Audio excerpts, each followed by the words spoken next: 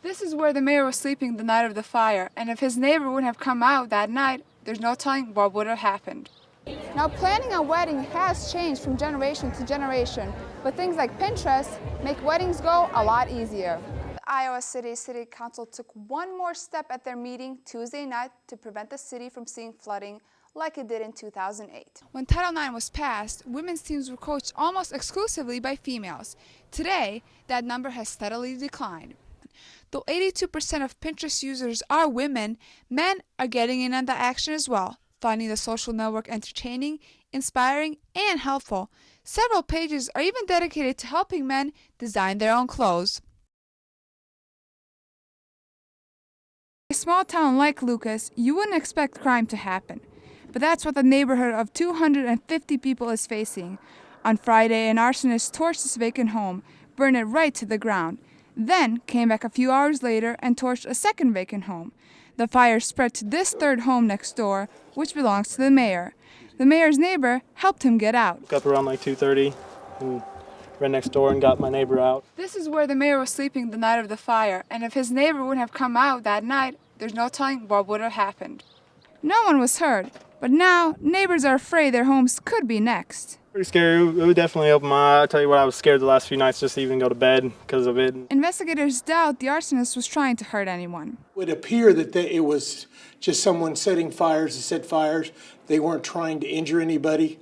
Still, someone could have been hurt, or worse, killed. And the sheriff has a message for the arsonist. I want them to know that, number one, that we're looking for them. We're not going to give up looking for them.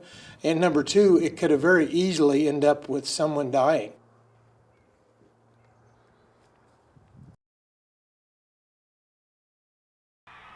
Signed into law in 1972, Title IX created major changes in our education system, such as women and girls found new opportunities both in classrooms and on athletic fields. Although Title IX has had a positive impact on participation for female athletes, there is a decrease in the presence of women in other areas. The number of women who are now in coaching positions, or who are, even more important, who are in administrative positions. When Title IX was passed, women's teams were coached almost exclusively by females. Today, that number has steadily declined.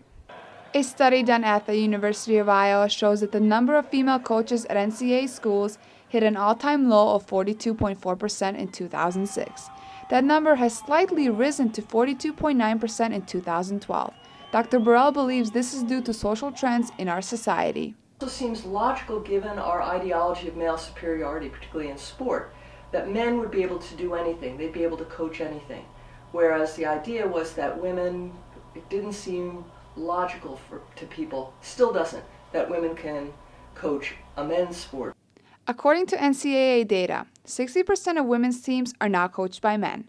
And while men are coaching women's teams in high numbers, only 4% of men's teams are coached by women, an increase of 1% of female coaches over 15 years.